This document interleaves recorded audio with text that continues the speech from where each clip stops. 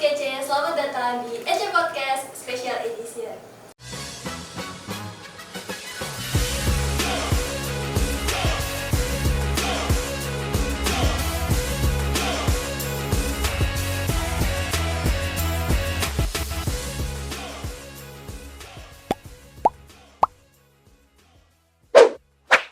Pada kesempatan kali ini, kita akan merayakan momen spesial bagi Kamadis UGM, yaitu Dies Natalis Kamadis ke-35.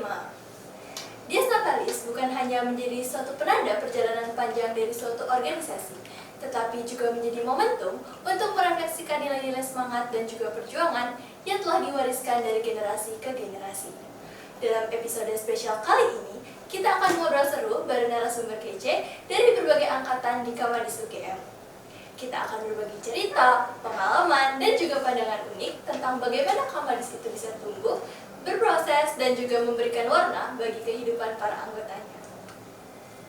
Nah, tapi sebelum kita ngobrol lebih dalam lagi nih, ada baiknya kita kenalan dulu gak sih? Kenalin, aku Kintia Sada, bisa dipanggil Tia dari Kamadis UGM Angkatan 2023.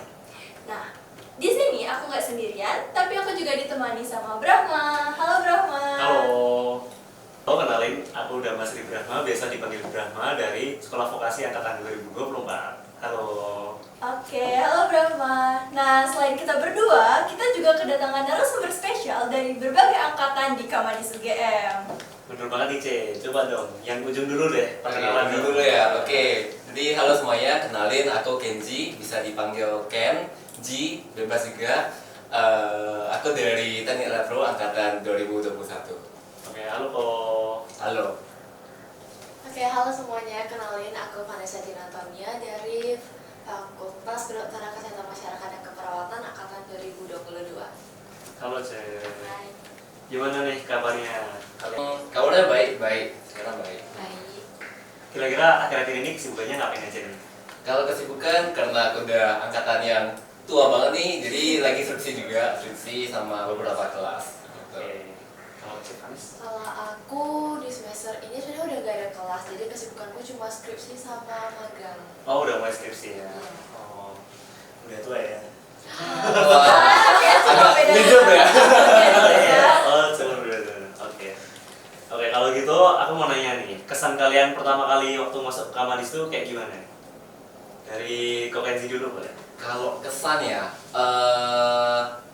nah pas yang aku baru masuk ke ini Kamadis ke UGM itu kan masih COVID ya, masih 2021, masih online. Itu semua kegiatan masih online kan, dan ketemunya itu masih ini sih orang-orangnya lama, terus juga bener yang pengen engage, pengen ngajakin kita buat ikut kegiatan-kegiatannya. Itu sih kesanku, oke, enak, bahagia. Bahagia ya? Bahagia. Bahagia banget ya? Banget. Kalau dari Ce Vanis gimana nih? Aku juga kesan pertama bangetnya tuh ramah, karena waktu di sini tuh kan masih maba ya, belum banyak teman. Terus kebetulan ada kenalan cutting yang satu sekolah dan juga ternyata cutting di Kamadis kan. Terus diajak lah ikut acara-acara Kamadis. Di sana tuh sering diajak ngobrol, sering diajak pergi. Jadi kesannya tuh ramah banget dan kayak sangat welcome gitu loh. Jadi kayak nyaman aja kalau di Kamadis. Nyaman banget. Oke, ternyata first impression dari Kokenzi sama Ce Vanessa sama-sama bagus ya. Oke, terus kalau misalnya dari Brahma nih, kan Brahma nih bisa dibilang kayak masih baru kan, baru tahun kemarin masuk ke Kamadis. Iya, masih baru lah, masih Iya. hangat. Nah, kesan pertamanya gimana nih Kalau Brahma? kesan pertama kayak rasanya kayak ada keluarga gitu yang bisa ngajak kita, ngingetin kita untuk ke wihara pada jadwalnya gitu. Aku merasa ada orang tua gitu sih. Kalau biasa kan di rumah ada yang ngingetin buat ke wihara, mengharuskan kita, dan kita terpaksa ya, walau terpaksa harus ke wihara gitu loh. Kalau di sini kita ada yang mengingatkan, ada dari Humbuk juga, dari Kamadis yang selalu ngirim kabar-kabar jadwal kegiatan wihara lewat line gitu. Oke, tapi nggak terpaksa kan ke wiharanya? Nggak terpaksa. Oke, kan tadi disebut terpaksa ya? Nggak ada paksaan orang tua Kamadis ya? Iya. Oke, tadi kan udah nih first impression pertama kali masuk di Kamadis. Nah, kalau misalnya disuruh untuk menggambarkan Kamadis, kira-kira dari Kokenzi, Ce Van, ataupun dari Brahma pilih kata-kata apa dan kenapa milih kata-kata itu? Mungkin kalau dari aku ya, aku seru sih karena memang pertama banyak kepanitiaan kan, dan bisa ketemu bareng, bisa main bareng, dan mungkin ya kita happy lah. Ya, kita semua tahu kalau Kamaris itu banyak proker dan juga berurutan dan terus menerus kan. Kepanitiaan juga kadang reroll terus itu juga orangnya, tapi walaupun happy kayak gitu masih ini sih seru banget mainnya. Itu sih ya. Oke, kok Kenzi seru. Kalau misalnya Cek Vanessa? Aku awalnya juga mikir seru kan, tapi masa sama mulus sih, ya kan. Jadi aku pilih kata lain, unexpected. Pertama tuh kesannya kan tadi udah ramah ya, terus hangat. Tapi begitu kita ikut tuh kayak banyak hal lainnya lagi gitu loh. Kita jadi banyak belajar, terus banyak juga kejadian-kejadian gak terduga karena sesuai kata yang kebilang unexpected. Karena dari sana gitu kita bisa belajar, kita bisa banyak mainnya. Apalagi yang dulu mungkin jarang banget aku lakuin itu kayak Brahma bilang tadi, kalau dulu mungkin masih dipaksa ke wihara, atau aku sebelumnya belum pernah ibadah ke wihara kayak yang aku lakuin sekarang di Jogja. Jadi kayak itu hal yang baru banget buat aku. Jadi ya unexpected karena banyak pengalaman yang nggak pernah aku kira akan aku dapat waktu di Kamadis, dan semuanya itu penting dan sangat bisa mengembangkan karakter gitu loh. Jadi semoga semuanya juga ngerasain hal yang sama waktu di Kamadis. Oke, semoga itu sekaligus harapan ya ternyata Cek. Oke, jadi semoga harapannya bisa terwujud ya Cek. Sadu. Oke, kalau dari Brahma kok diem aja ya? Mending dari CC dulu aja deh. Dari CC pandangannya gimana sih? Satu kata untuk Kamadis. Sebenarnya tadi aku pengen jawab seru juga sih. Ternyata jawaban Sama ternyata kita ya. Oke sih. Bagi aku Kamadis tuh menyenangkan. Karena kayak aku bisa jadi dapat teman-teman buat main bareng, kemudian buat kadang tuh bisa belajar bareng gitu. Dan kadang kalau misalnya lagi stresnya di kuliah gitu, terus habis itu aku di Kamadis jadi bisa seru-seruan gitu. Dari pengalaman kepanitiaannya juga sangat seru dan menyenangkan juga, karena kayak hal-hal yang gak aku dapetin sebelumnya jadi bisa aku dapetin di Kamadis. Setuju banget. Sebenarnya dari aku nggak perlu ya, karena dari Coach di sini sudah mewakilkan semuanya jawaban dari aku, jadi lanjut aja. Oke. Emang jawaban kamu sama kah? Iya, sama-sama. Oke. Kalau gitu mungkin karena ini perayaan Dies Natalis juga ya, jadi aku pengen nanya nih. Tapi ini kayak pertanyaan random sih sebenarnya. Kalau misalnya diibaratin jadi manusia dan fase usia, Kamadis itu diibaratin jadi fase yang mana? Kayak misalnya masih anak-anak, lagi remaja, atau udah dewasa? Mungkin siapa dulu? Vanessa mau dulu? Gitu aku duluan ya. Boleh. Anak-anak, remaja atau dewasa? Mungkin remaja, karena di sini tuh banyak kesempatan untuk kita mencoba-coba hal baru gitu loh. Sama kayak di fase remaja dimana orang-orang itu kayak mencoba hal-hal baru, mencoba cari jati diri, sama kayak yang kita lakuin di Kamadis. Karena awalnya mungkin kalau kita ibaratkan kayak kita join Kamadis dari awal, di saat kita belum tahu apa-apa di sini sekitar kuliah atau apa tuh, jadi Kamadis itu sangat-sangat membantu untuk kita mengenal lebih jauh, ya sama kayak remaja yang mencoba cari jati diri dan cari tahu banyak hal gitu. Oke, aku setuju sih sama Cipan. Nah, kalau aku sebenarnya lebih ya sama, tapi aku remaja ke arah dewasa lah. Karena di Kamadis juga kita dituntut untuk bisa bersikap profesional kan dalam untuk berorganisasi, dalam berpanitia, dan mungkin ya agak remaja karena kita masih bisa have fun, masih bisa explore kayak yang Vanessa bilang. Itu sih dari aku. Oke, jadi tapi kalau dewasa nggak bisa have fun gitu. Mungkin lebih berat ya tanggung jawabnya ya. Sebagai yang paling dewasa di sini, aku udah merasa ya kayak ternyata have fun-nya jauh berkurang gitu dibandingkan waktu lebih muda dulu ya kok. Mungkin ya. Oke, Kamadis juga kan ini udah masuk ke Dies yang ke-35 ya. Nah, tahun ini kalau diingat-ingat seberapa besar sih peran Kamadis untuk kalian gitu yang ngasih warna lah ke kalian itu seperti apa? Kalau peran di sini aku benar-benar belajar sih kayak cara kita menghadapi berbagai macam jenis orang, ya mungkin orang yang introvert, ada yang extrovert, ada yang mungkin orang yang lebih menggebu-gebu, ada yang orang lebih santai.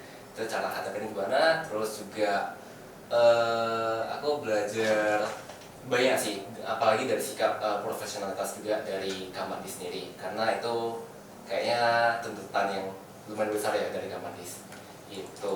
Jadi mungkin sampai sekarang aku kayak lebih untuk lebih bertanggung jawab dan bersikap profesionalitas sih dalam kerjaan apapun gitu. Kalau Gokil. Kalau peran Kamadis di aku juga menurutku cukup besar, karena di Kamadis selain aku ikut kepanitiaannya kan aku juga ikut kepengurusannya selama 2 tahun ya. Jadi sebagian besar pengalaman kerjaku, mau itu di bagian kepanitiaan, nyusun acara ataupun untuk nyusun tugas harian, itu banyak yang aku dapetin dari Kamadis. Dari sana tuh banyak belajar, misalnya dari bidangku dulu ya, karena koordinasi. Jadi aku banyak banget belajar nulis dan cara nge-cross check biar tulisan itu layak terbit itu gimana. Terus untuk kepanitiaan, nah kalau misalnya kita dari prodi masing-masing atau fakultas masing-masing kan kita bekerjanya tuh kayak ya udah lingkupnya di sana aja kan ya. Tapi karena di Kamadis itu kita skalanya di satu universitas, jadi ketemu orang itu dari berbagai prodi gitu loh. Jadi dalam menyusun acara kita nggak terbatas cuma tahu soal apa yang kita hadapi biasanya di lingkungan fakultas aja. Jadi dari sana juga kita banyak menyesuaikan sama prodi lain, cara kerja dari fakultas lain itu gimana. Jadi kayak di sana itu selain banyak keberagaman, kita juga belajar toleransi, fleksibel, dan gimana cara fleksibel tapi tetap tegas gitu loh. Jadi kayak itu sangat penting ya untuk sehari-hari atau mungkin kedepannya dalam kita ngelakuin tugas atau apa.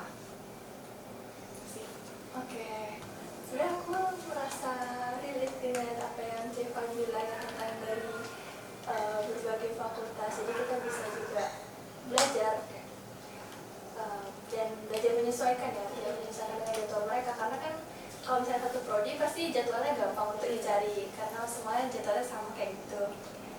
Tapi kalau misalnya dari berbagai fakultas kan jadwalnya pasti beda-beda. Iya, ada jadwal, terus ada ritme kerja yang berbeda juga kan. Itu kayak perlu banyak banget penyesuaiannya waktu pada pelaksanaannya nanti. Oke, karena tadi kan udah nih menceritakan pengalaman seberapa besar Kamadis itu memberikan warna bagi kehidupan dari Vanessa, Kenzi juga ya. Nah, kalau misal artinya kan kok Kenzi sama Vanessa ini udah menjalani kehidupan Kamadis tuh kayak bertahun-tahun, bahkan lebih lama dibanding kita ya artinya. Ya aku Kenzi 4 tahun, Vanessa 3 tahun. Oke. Nah, dari tentang menjadi pengurus, kemudian juga ada kepanitiaan, pastinya ada nggak cerita atau momen lucu atau bisa momen chaos yang terjadi?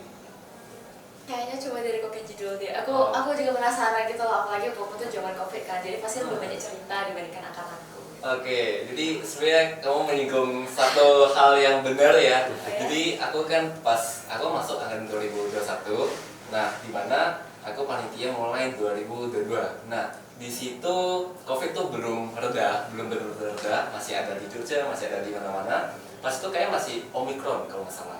Nah di mana acara Kamadis itu mulai dituntut untuk agak offline, di mana masker, termometer itu semuanya masih disediakan, hand sanitizer dan lain-lain.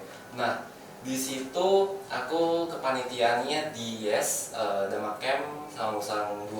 Nah yang pas di YES ini agak chaos itu karena ini aku kan kebetulan jadi core perkap. Nah di situ aku core acaraku ketupat dan juga core FLS kalau nggak salah itu semua kena COVID. Jadi betul-betul yang ya agak kacau dan ya kita butuh pelan-pelan lah untuk nyusun acaranya, dan juga ini dia capek banget, ini kena COVID, staffnya kena COVID. Nah itu kan agak bikin pusing kepala ya itu, dan mungkin ada beberapa yang nangis juga pas di dia situ.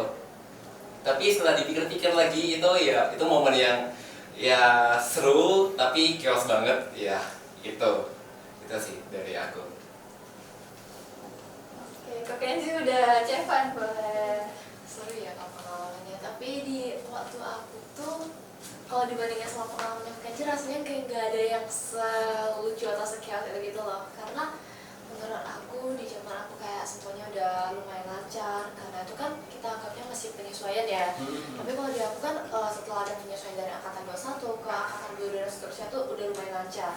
Jadi nggak ada kendala kayak gitu lagi, paling cuma ada kendala-kendala biasa kayak miskom waktu kepanitiaan, terus sibuk-sibuknya pengurus, LPJ-an, tugas harian gitu aja. Tapi semuanya seru, walaupun nggak ada yang menjurut atau spesifik gimana, tapi semuanya seru dan tetap berkesan buat aku. Ayo dari kalian gimana, kan aku juga Iya, penasaran, iya. kan Oke, kita kalau- udah buka pengurus lagi ya, Boy, kan? Bener. Penasaran gitu loh, Kan sampai ada yang pengurus chaos gimana. gitu nggak? Ada dong, pasti ada. Jadi kalau aku tuh chaosnya waktu EC Podcast yang Februari, kan BJ-nya Tia sama Elin.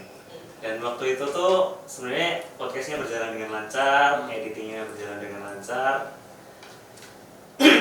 Tapi ada masalah ketika apa lagi sih? Aku lupa sih. Kok tidak merasa ada masalah dalam podcast itu? Mungkin Cece nggak di meja podcast tidak ada masalah setelah podcastnya. Oh, setelah podcast kenapa ya? Editingnya kenapa ya? Editingnya di hari H baru selesai untuk publikasi. Bukan mepet juga sih. Iya. Yang paling masalah tuh ini ketika udah selesai semua dan udah mau diposting semuanya kan aku udah edit kan, terus kayak aku tanya juga di grup, ini udah bener semua 100%, udah gak ada revisi lagi kan? Udah katanya. Ya udah, aku kirim kan. Terus malam aku pergi makan sama teman-temanku. Nah, pas malamnya itu kami lagi seru-serunya tuh.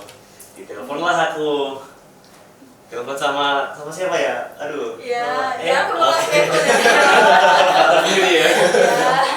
Ditelepon lah sama Cetia kan. Ditelepon, Brahma, ini tolong, ini harusnya ada yang di-cut dan harus ada yang diedit lagi karena mau di-post sama UKIM Channel kalau nggak salah. Iya. Iya kan. Wah, siap banget aku. Lemes saya waktu denger itu karena harusnya hari itu sudah di-post atau hari setelahnya, besok pagi.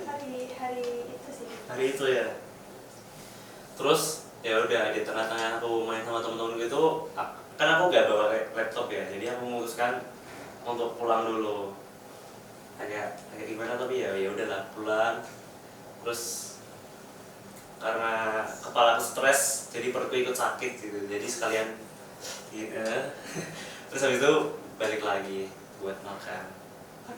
Itu Oh, sih ya? iya nggak apa-apa. Teleponku membuat perutmu sakit ya artinya. Iya. Kalau dari Ceci pasti ada dong momen-momen kayak gitu. Oke, kalau dari aku sebenarnya nggak chaos, nggak lucu juga. Tapi dari semua kepanitiaan Kamadis tuh pasti kayak punya ceritanya masing-masing gitu. Jadi misalnya ada yang kayak susah nyari anggotanya, terus susah nyari staffnya, kemudian ya, jadi tuh ada yang susah nyari staffnya, kemudian habis itu kayak aku baru pertama kali ada di posisi itu, jadi harus banyak belajar juga.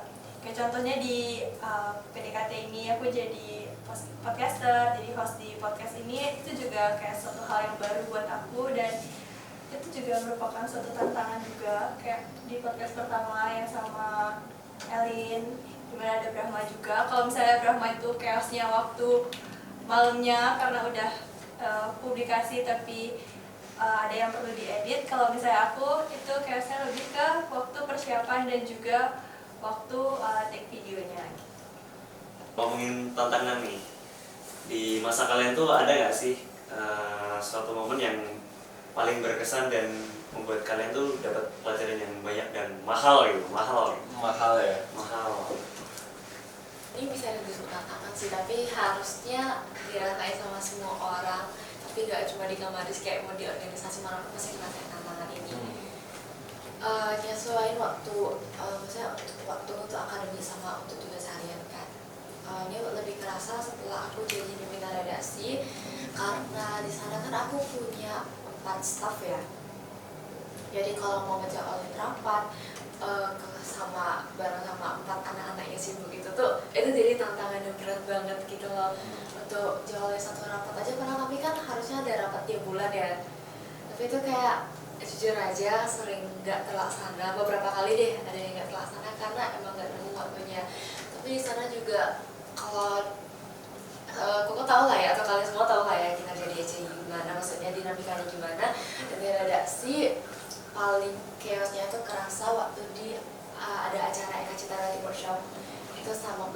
persiapan buletin kan ya. Hmm. Nah karena persiapan buletin di sana juga aku sebagai pemprov untuk EBW itu, dan juga aku harus ngecek ngawasin untuk buletinnya kan, dari penulisannya sampai penyuntingannya itu barengan sama blogku yang lumayan susah. Itu karena dia tahu lah ya kalau kita tuh lagi blog apa, lagi susah-susahnya.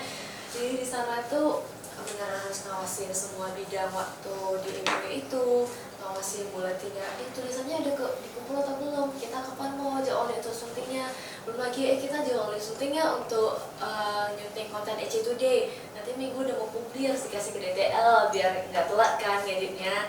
Terus kadang juga ketemu waktu harus mikirin crossword, jadi kayak semuanya itu beneran numpuk di sekitar bulan Maret sampai Mei ya, itu ya harusnya kan kalau EBW yang buletin. Di sana tuh lagi numpuk-numpuknya banget. Di sana aku belajar kayak, itu pertama kalinya aku merasa stres seumur hidup. Wow. Jadi kan di sana tuh kayak, oke ternyata gini ya kalau kebanyakan kerjaan tuh, terus jadinya oke ini harus dibagi-bagi. Jadi lama-lama juga jadi makin terbiasa sama beban kerja kayak gitu. Seterusnya kayak jadinya merasa kalau ada nggak sebanding sama itu, jadi semuanya kayak kerasa nggak susah gitu loh gitu. Oke, sih. Nah, kalau aku mungkin pas yang masih jadi staff ya, itu pas ikut kepanitiaan, mungkin yang sekarang belum merasakan di periode akhir ini mungkin untuk nyari panitia itu agak susah nggak sih? Sampai sekarang gimana? Masih susah. Masih susah ya? Nah, aku juga merasa kayak itu kan. Pas periode akhir ini rasanya kok orangnya itu-itu aja ya. Kayaknya memang susah sih buat nyari panitia kan. Jadi menurutku skill yang aku dapatin itu adalah skill membujuk orang sih. Skill membujuk orang untuk jadi panitia lagi kan. Karena ya itu susah itu. Itu satu, dua tuh sama kayak Vanessa, manajemen waktu. Dimana pas itu juga, nah aku kan jadi koor yes, terus juga jadi ketempat Dama Camp sama koor Nusa Dua. Nah itu kayak peruntutan kan, dan ya rasanya itu capek sih, dan belum lagi masih semester 3 masih banyak kelas dan lain-lain.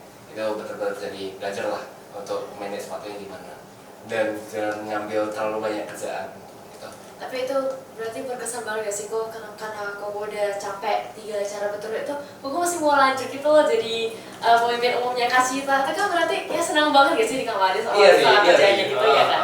Mungkin sesuai first impression ya, seru ya kata-kata tadi ya, seru lagi gitu ya. Dari Vanessa sama Kok Kenji kan udah ya untuk ceritain tantangan apa yang dirasain ketika di Kamadis. Nah kalau misalnya dari Brahma nih yang paling mungkin masih fresh gitu, tantangannya terasa apa? Pasti namanya pelajaran pasti tetap ada. Gimana kita harus belajar gimana sih cara menanggapin, karena kan manusia kan random banget ya, apalagi teman-teman kita juga di Kamadis, namanya manusia pasti individunya beda-beda gitu. Itu kayak ngajarin kita banget gimana cara kita nanggapin orang, gimana cara bersikap dengan karakter satu dengan karakter lainnya, karena kita juga berasal dari berbagai daerah dan berbagai fakultas juga. Jadi menurutku itu sih pelajaran penting kayaknya.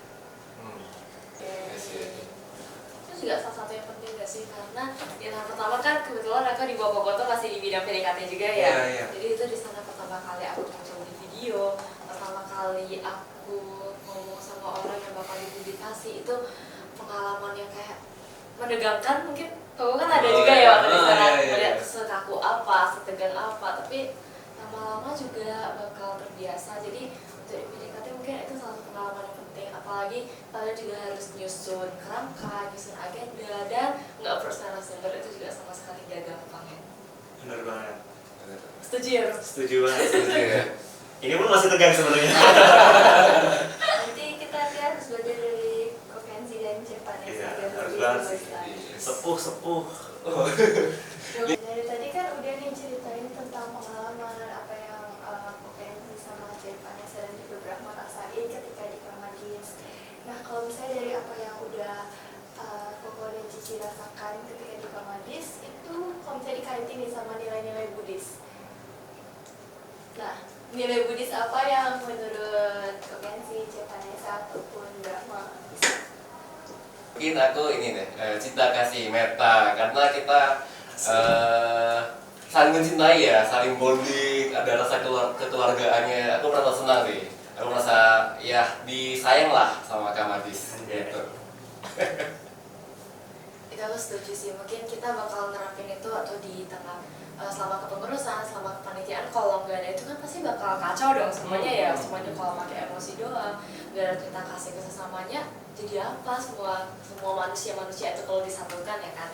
Tapi selain itu mungkin ini salah satu topik yang sering banget dibawa kalau ada acara-acara Buddhis dari Kamadis, mindfulness. Karena kalau kita nggak mindful dalam ngerjain apapun kerjaan kita selama di sini, aku yakin hasilnya nggak akan sebagus sekarang. Setuju nggak tuh? Setuju. Setuju kan ya? Soalnya Setuju, kalau setuju. kita nggak sadar akan apa yang kita lakuin, kita nggak meminati semua itu, ya semuanya hasilnya nggak akan maksimal gitu loh. Jadi kalau Kamadis bisa berkembang sejauh ini, banyak kemajuan dari dulu, banyak acara-acara yang sukses, itu hasil dari mindfulnya panitia-panitianya dalam nyiapin dan melaksanakan acaranya itu.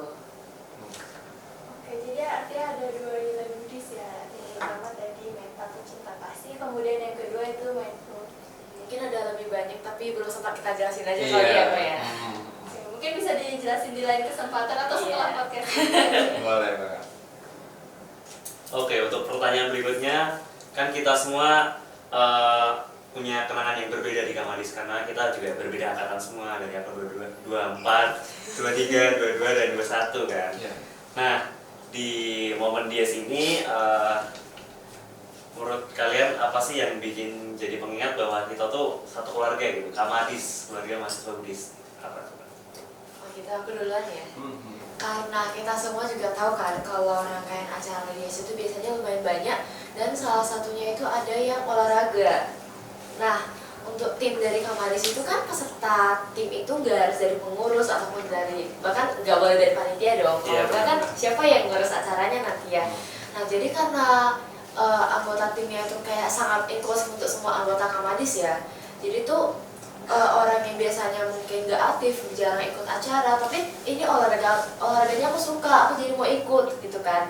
Jadi mau mereka bisa ikut, terus karena ini olahraga jadi nggak mungkin sekali main dong, harus ada latihannya, ketemu sebelumnya, bahas strategi dan sebagainya. Itu kan jadi ajang untuk mereka bisa saling mempererat hubungannya gitu loh.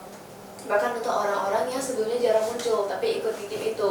Nah karena kebetulan itu juga ngelawan KMB lain, otomatis kekeluargaan dari tim ini sendiri juga harus kuat dong. Kalau enggak gimana cara bisa kerjasama untuk ngelawan KMB yang lain kan ya. Benar, nggak boleh kalah sulit sih. Ya, ya kan. Ini kayak selain dari anggota timnya, kita anggota yang lain juga pasti datang dong kayak, kita harus dukung Kamadis. Masa kalah sih sama pendukung KMB lain? Apalagi ini acaranya Kamadis, kita harus datang jadi supporter, kita harus sorakin, mau temenang atau kalah kan intinya kita di sana ada untuk mendukung sesama tim Kamadis gitu loh. Jadi itu salah satu rangkaian acara yang menurutku bisa banget untuk memperkuat ikatan kekeluargaan di Kamadis, karena itu dari pengalamanku sendiri sih. Dulu pertama kali ada futsal seru nih, mau dulu jadi penonton, terus dari sana kayak ikatan, oh ternyata pada akrab-akrab ya, terus banyak juga orang yang jarang ketemu tapi datang untuk support timnya, itu datang untuk mendukung dan nonton pertandingannya. Jadi kayak itu kerasa banget keluarganya.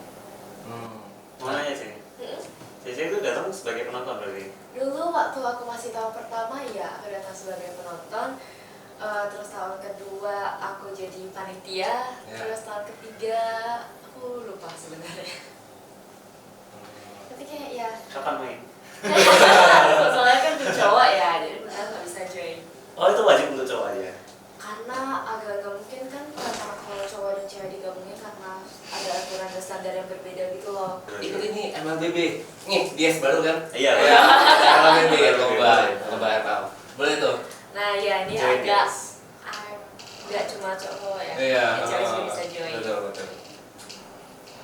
Kalau aku ya yang bikin Kamadis banget ya, mungkin ini sih karena kita sering keluar bareng. Menurutku ada yang berbeda dari pertemanan di dalam Kamadis sama di luar. Dimana di dalam Kamadis itu ada yang terasa beda sih. Ada yang aku merasa lebih keluargaan, lebih di bonding, lebih dibawa untuk keluar bareng, makan bareng, jalan-jalan bareng. Itu yang membuatku berpikir kayak, oh Kamadis ini berbeda gitu. Sama mungkin sama ini sih di wihara, dimana kan banyak maba-maba yang sekarang kan mungkin ada yang ke PKD juga kan. Jadi saling bisa bertukar pikiran, saling ngobrol gitu di PKD misalnya atau wihara lainnya. Itu juga salah satu yang membuat Kamadis itu berbeda sih menurutku. Gitu. Oke, kalau dari Cynthia gimana nih? Oke, kalau dari aku sebenarnya nggak jauh beda dari kalau Cevan kan tadi dari dari olahraganya ya, dari futsalnya. Terus tadi kalau aku Kenzi ngeliat dari di luar Kamadis kayak misalnya di wihara gitu. Nah kalau aku lihatnya dari kayak kegiatan-kegiatan di Kamadis. Jadi ketika ada suatu kegiatan tuh dari angkatan-angkatan atasnya juga ada beberapa yang datang gitu. Nah di situ kayak dari angkatan atas maupun angkatan bawah tuh bisa saling ngobrol. Jadi nggak ada yang kayak angkatan atas doang atau angkatan bawah doang gitu. Tapi kayak semuanya jadi satu, kayak bisa ngobrol, kemudian juga saling main bareng gitu. Jadi aku lihat kayak itu adalah momen kekeluargaan di Kamadis. Oke, kalau berapa nggak mau memberikan Iya. ininya? Iya. Ayo Bram, apa yang membuatmu berpikir ini berbeda? Kamadis ini berbeda dari yang lain? Berbeda ya, karena kebetulan kita seagama, jadi Kok gitu banget? iya, karena aku ngerasakan dari terbiasa ya, dari TK, SD, SMP, SMA itu kan satu angkatan tuh pasti cuma aku sendiri yang Buddhis. Kalaupun di TK pun aku ikutnya agama Kristen karena adanya itu kan. Kalau di SD kebetulan di Solo udah ada guru agama Buddhis, jadi ada pelajarannya, walaupun rasanya private sih di Torpus gitu. Sampai SMA juga masih kayak gitu. Ya paling kalau punya kakak kelas itu kakakku sendiri gitu. Terus SMP SMA juga kayak gitu. Dan baru di kuliah ini aku tahu kalau ada satu angkatan isinya 60-an lebih mahasiswa Buddhis dalam angkatan 2024. Dan untuk angkatan kalian ada berapa orang nih? Kalau angkatanku ada 80. 80-an? Ini juga. Kalau Cici? Kayaknya nggak lewat 50 nggak sih? Aku nggak lihat 50. Kalau nggak salah nggak sebanyak itu. Masih oke lah, masih banyak lah. Aku kayak 60-an, 70-an Oh, mirip-mirip berarti. Itu sih. Oke, jadi tadi kan dari Kokenzi, Vanessa juga dari Brahma udah cerita banyak hal tentang momen-momen di Kamadis, terus apa yang membuat itu spesial juga di Kamadis, kayak menjadi satu keluarga ya. Apalagi ini kan perayaan dari Dies Natalis ya, dimana Dies Natalis kita jadi satu keluarga baru lagi. Dan sekarang udah ada angkatan 2025 yang menjadi keluarga terbaru kita. Nah, kan Kamadis nih kedepannya akan terus berkembang, terus maju. Nah dari Kokenzi dan juga Vanessa, kira-kira boleh dong dikasih pesan untuk Kamadis 5 tahun ke depan. Bisa pesannya atau harapannya juga dari Kokenzi dan Vanessa. Kokenzi dulu deh. Aku dulu ya, Iya. aku dulu ya. Nah, karena kita keluarga mahasiswa Buddhis ya, aku sangat mengencourage sih untuk 5 tahun ke depan, dan harapanku juga kalau mahasiswa-mahasiswa nanti yang Buddhis itu bisa sering datang ke wihara manapun yang di Jogja ataupun di luar juga nggak apa, terus juga tetap mengembangkan spiritualnya untuk Buddhisme. Terus ini sih tetap bersatu dalam Kamadis, tetap ikut kepanitiaannya, bertemu teman-teman lainnya, dan berkolaborasi bareng di Kamadis untuk memajukan Kamadis. Gitu. Ya, aku harapannya yang pasti sama ya, biar Kamadis bisa terus berkembang dan maju. Tapi aku juga yakin Kamadis bisa bertahan jauh lebih lama dari cuma sekedar 5 tahun ke depan, ya kan? Dan semoga, karena aku kapal Kamadis itu pasti akan berusaha untuk selalu menyempurnakan prokernya, semua biar bisa ditingkatin dari tahun ke tahun. Tapi semoga dalam pelaksanaannya itu nilai-nilai kekeluargaan dan nilai-nilai Buddhisnya itu gak hilang. Karena itu yang bikin Kamadis jadi Kamadis kan. Kalau nggak ada itu, apa jadinya Kamadis gitu. Untuk sekedar proker yang bagus aja tuh nggak cukup untuk bisa membentuk Kamadis, ya kan. Jadi itu tetap dijaga, anak-anaknya, anak-anak baru nanti tetap ditemenin, dibimbing, jadi kayak terus tetap kayak gitu. Semoga Kamadis bisa tetap jadi rumah, tempat yang aman lah ya kita bilang untuk mahasiswa-mahasiswa Buddhis ke depannya. Oke, makasih dari Kokenzi dan juga Vanessa untuk doa-doa terhadap Kamadisnya. Dan ya, Kamadis nggak cuma untuk 5 tahun ke depan, selamanya. Jadi, Oke, wah ternyata nggak kerasa kita udah mau di penghujung acara nih. Tapi sebelum kita tutup acaranya, kita ada hadiah kecil untuk para narasumber. Boleh nih hadiahnya diberikan. Apa tuh? Yeay.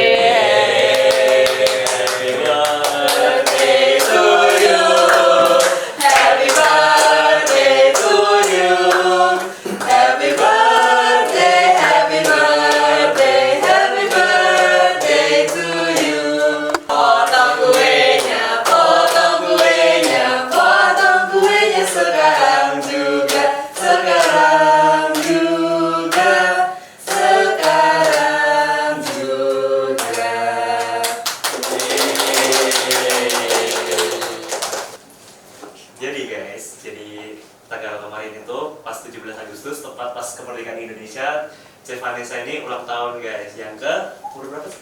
21. 21 ya. Kok jadi Udah. setelah itu kok. Ya setelah itu kok kan biasalah. Oke, berdua ya. Iya, kayak begitu lah. Oh, ya. Oke. Semoga di ulang tahun yang ke-21 ini menjadi pribadi yang lebih baik, lebih sabar, dan disayangi oleh semua makhluk. Sadu. Oke, banyak banget nih dari tadi cerita, tawa, dan pengalaman-pengalaman lainnya dari Ko Kenzi, Chef Vanes, Setia, dan juga aku. Dan terima kasih banget udah mau hadir. Sampai jumpa di EC Podcast selanjutnya. Tetap semangat, tetap bangga, dan tetap menjadi bagian dari Kamadis UGM.